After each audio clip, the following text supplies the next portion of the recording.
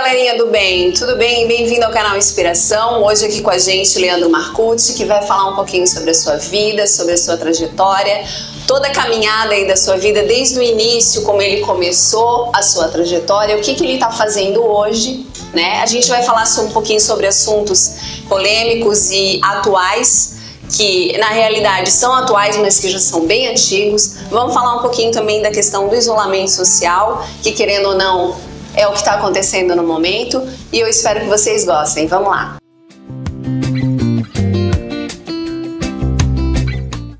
Oi, Leandro, tudo bem? Tudo ótimo. Então, que legal. Vamos falar um pouquinho sobre você, então. Vamos contar um pouquinho da tua história, um pouquinho da tua trajetória.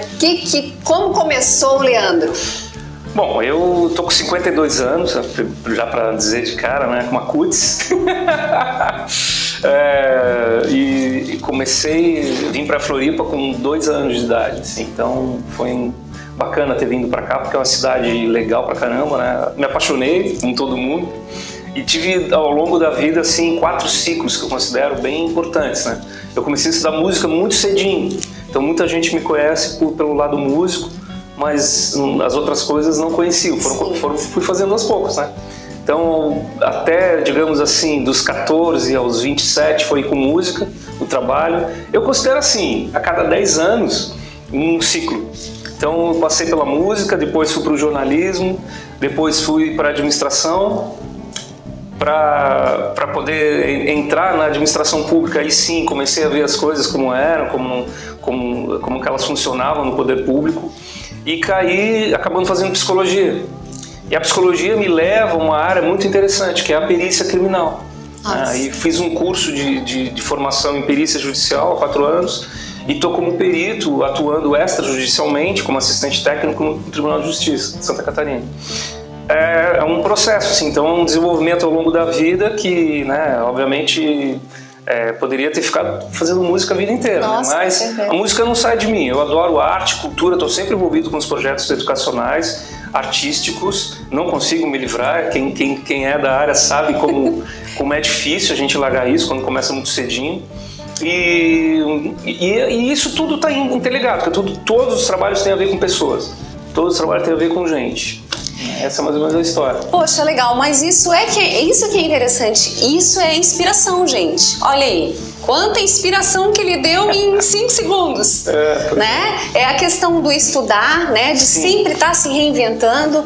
É legal que, nossa, tu da administração, tu foi pra psicologia, tu foi pra perícia, tu foi pulando mesmo, né? Então isso é legal que as pessoas não limitam as pessoas a dizer, eu estudei engenharia, eu vou morrer engenheiro. Né? Não existe isso. Né? E tu é a prova viva disso. Ainda estou vivo. Graças a Deus. O Covid não me pegou. Graças a Deus. E essa questão também, da questão da arte, da música, da cultura, além de fazer muito bem para as pessoas e unirem as pessoas, claro que a gente está no momento de não se unir, né? Mas em unir as pessoas, em trazer algo de bom, algo que eleva as pessoas, é muito legal, né? E a pessoa que gosta, na minha opinião, que gosta de música, gosta de arte, cultura e animal, esse tem que estar no planeta. Tem que estar atuando no planeta. Tudo coisa que eu adoro. Né? Tudo positivo.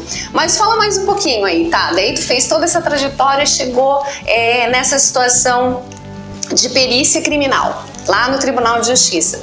E aí, o que aconteceu depois disso? Não, aí de lá pra cá, de 4 anos pra cá, o mundo não mudou, ele deu uma piorada em alguns aspectos e melhorada em alguns outros, né?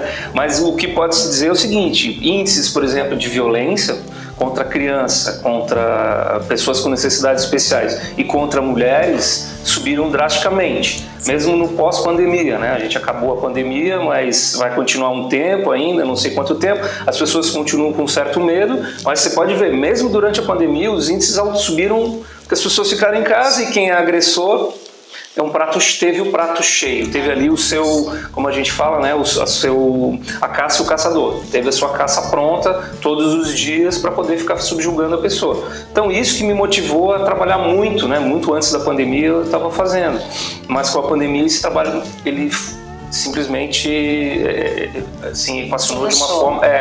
porque infelizmente é um trabalho. O que a gente faz com o trabalho? A gente pega e dá o apoio preventivo. Claro. Todos os órgãos estaduais brasileiros, até pode-se dizer assim, estão focados em prevenção.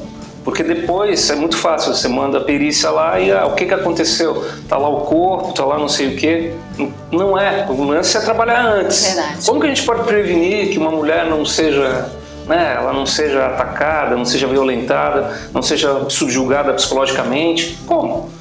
Então há várias maneiras, desde um botão de pânico, num caso extremo, e antes disso tudo outras formas, né? Que é uma das coisas que eu venho trabalhando, assim, perfis de abusadores. Então, é interessante, até escrever um livro sobre isso, né? Abusador, o nome do livro, Abusadores. Né? Exatamente. Quem quiser, gente, aí aproveite. Tem um livro falando sobre isso.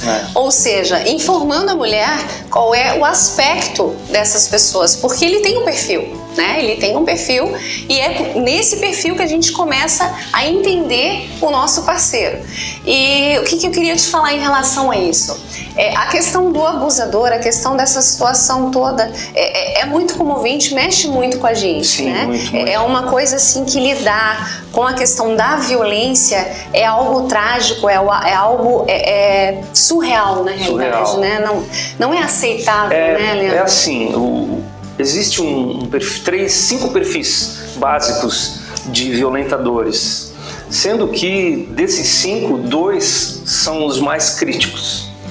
O doente mental, Sim. que é doente mental, ele não tem consciência do que ele está fazendo. E o que não é doente mental, que é o chamado perverso, que faz aquilo por prazer, de uma forma bem básica, tá? Porque não ia dar tempo aqui de explicar. Sim. Mas, basicamente, esse cara, ele apresenta vários traços de personalidade. Então ele maltrata o animal desde pequeno, ele briga com o coleguinha na escola direto, porque a violência faz parte do processo dele. É uma coisa que não é da hora para outra. Ele apresenta já traços desde pequeno.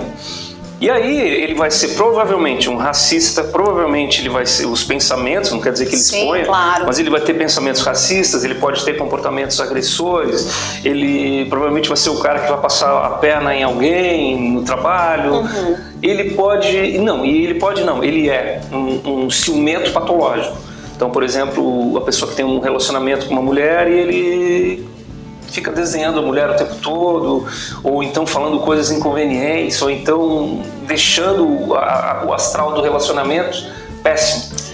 E isso é um ponto, né? E aí tem o outro também que vai aprofundando. O cara pode simplesmente dizer, você é minha e não é de mais ninguém, que é o que se ouve comumente. Esse cara tem 2 possibilidades. Ou ele sai, que geralmente não, ou ele sai da relação e adeus, tu não ouve mais falar do cara, mesmo com medida protetiva ou não, beleza, o cara se assusta e tchau. Esse é um ponto, por isso é importante denunciar. Sim. E tem o outro que não respeita a medida, ele não tá nem aí pra medida, ele já recebeu 18 intimações, o cara tem um passado, já fez isso com todas as mulheres que ele se relacionou.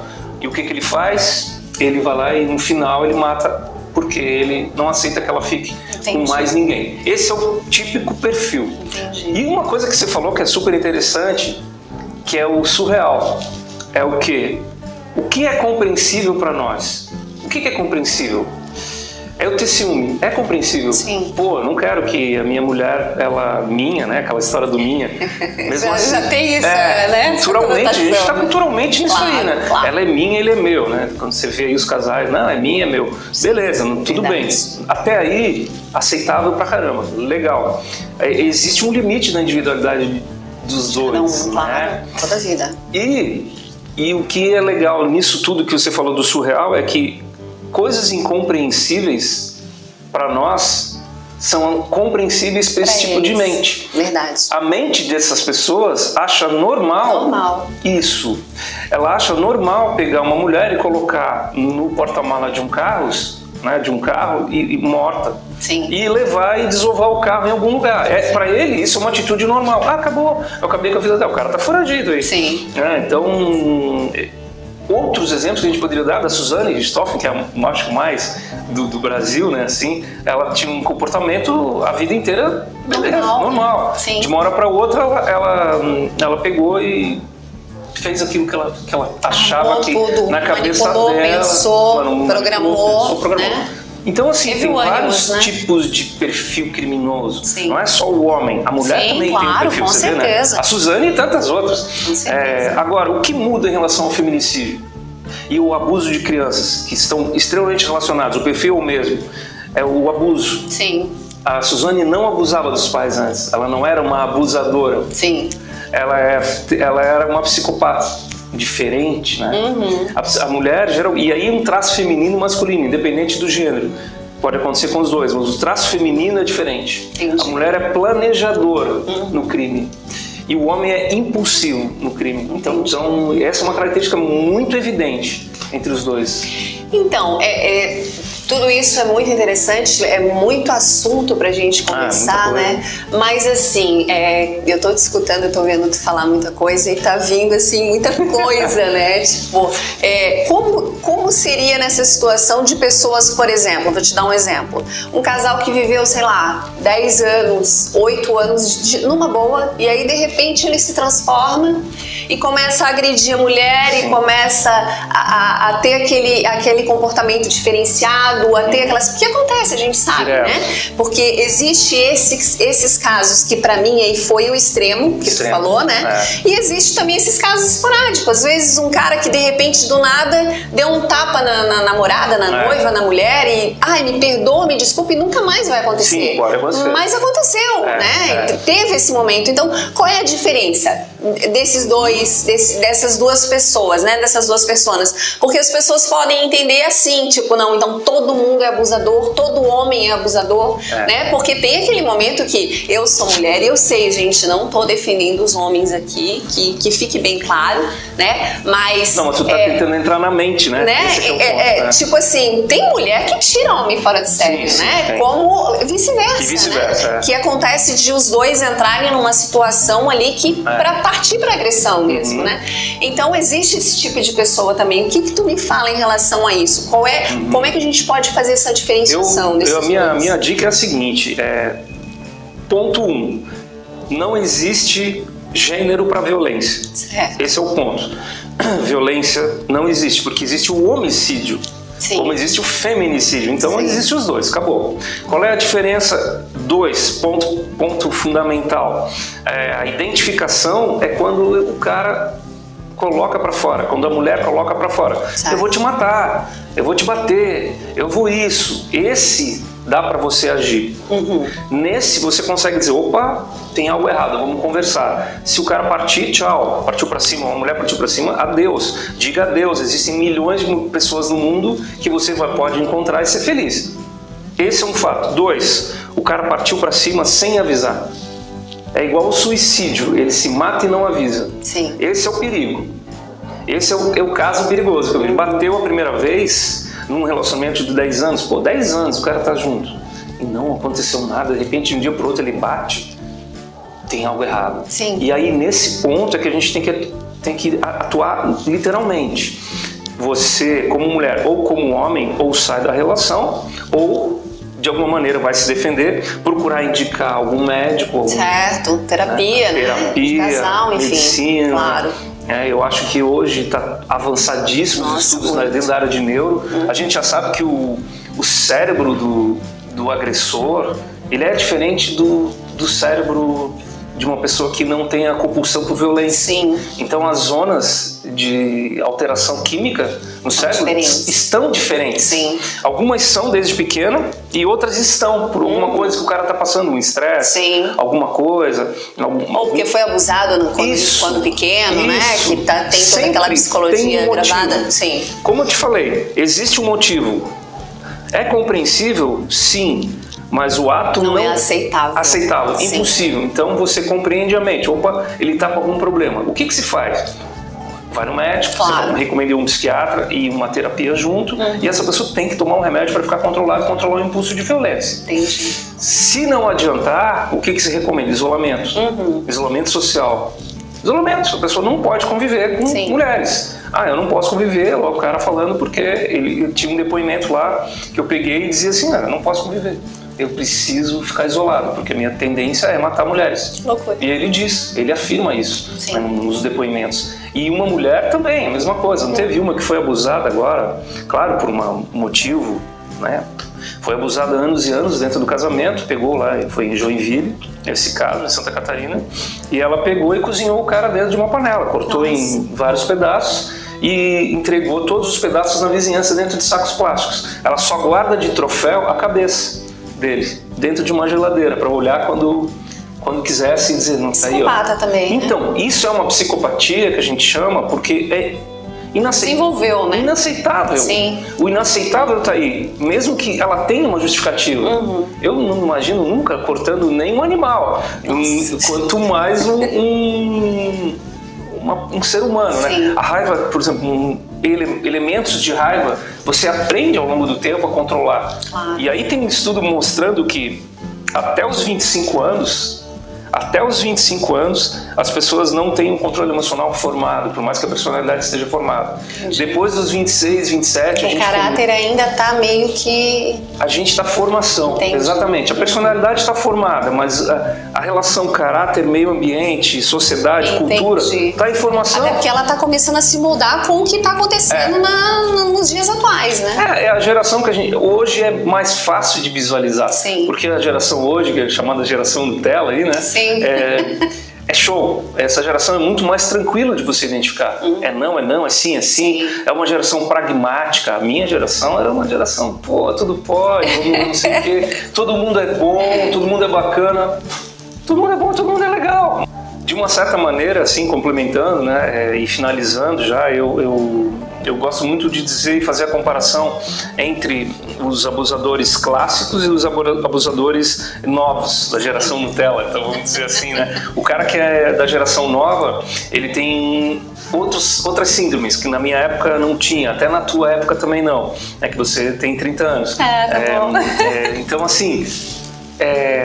O clássico é aquela coisa que a gente conhece, né? O abusador que ele vitimiza, né? Ele subjuga. E o de hoje é o quê? Tudo é virtual. Então a gente cai muito na história do crime digital hoje. Sim. Então o cara que está lá conversando com a menininha de 11 anos, ele combina para sair, ou então o cara que faz um estelionato virtual, né? Tá cheio de crimes virtuais hoje, e sem contar as fake news, né, que você pode fazer. E essa é a típica geração dos novos crimes que vem acontecendo. E, obviamente, tem um fator que eu tenho atendido muito nos últimos tempos, né? Até como fiz bastante terapia, agora eu não estou mais atendendo como terapeuta, mas na época, um ano, estava fazendo. Os maiores casos de tentativa de suicídio eram de crianças de 10 a 15, desiludidas em relação ao mundo. Imagina. É muito triste você ver um menino de 11 anos, uma menina dizer, eu não tenho mais vontade de viver, com 11 anos. Não viveu nada, né? Então era pra estar no caixão já, ou cremado, né? Então é isso, entendeu? É isso que mudou. A dinâmica do mundo mudou, tudo é muito rápido. Talvez o Covid tenha vindo na época para nos dar essa opa, segura, tem muita coisa errada, vamos, eu tenho certeza, né? Até como espírita eu garanto.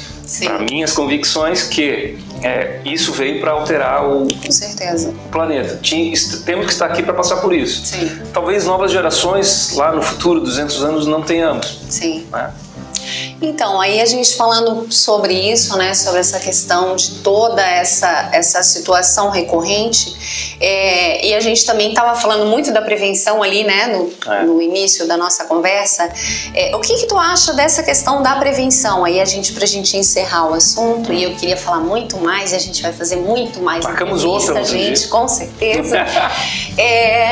Em relação à educação, porque a gente tem que preparar já desde pequeno, né, Leandro? Eu acho que a coisa tem que vir já na educação da criança, né?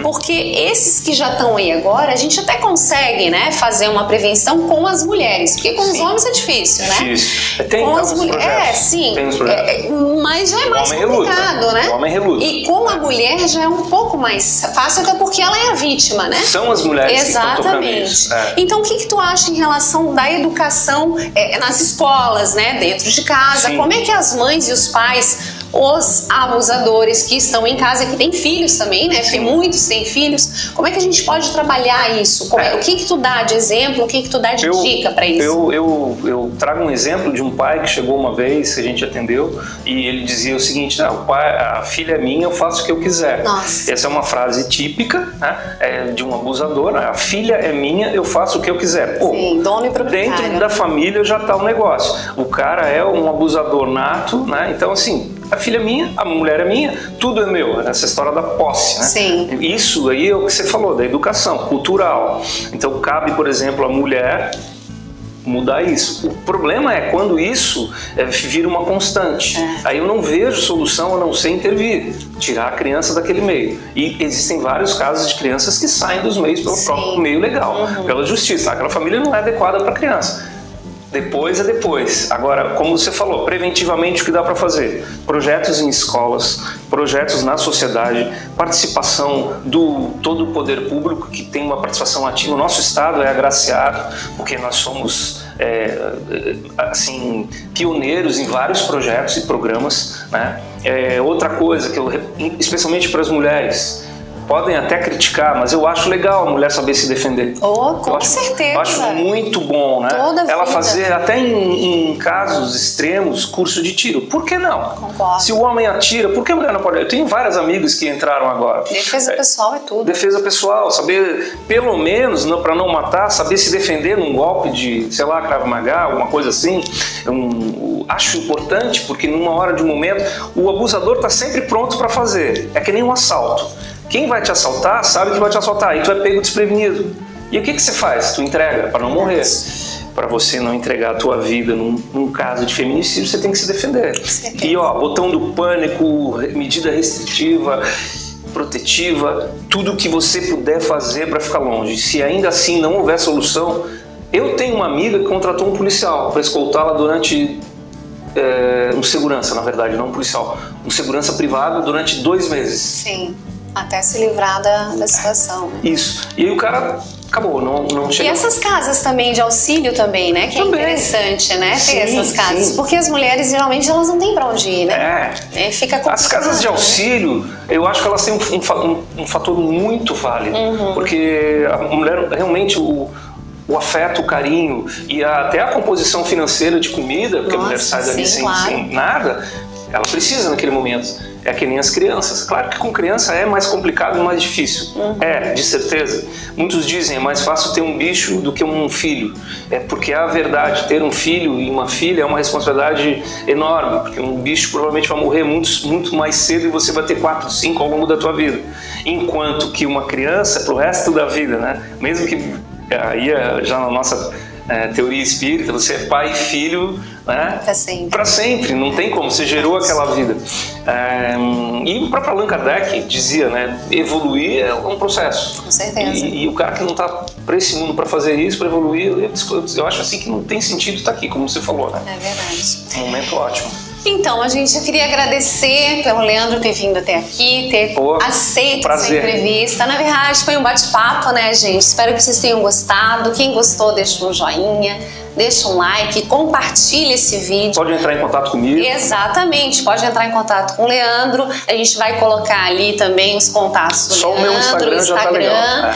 E assim, gente, quanto mais a gente compartilhar até esses toques, essas ideias que o Leandro deu, vai ajudar muito aí, principalmente a questão das mulheres. Obrigado. Um abração.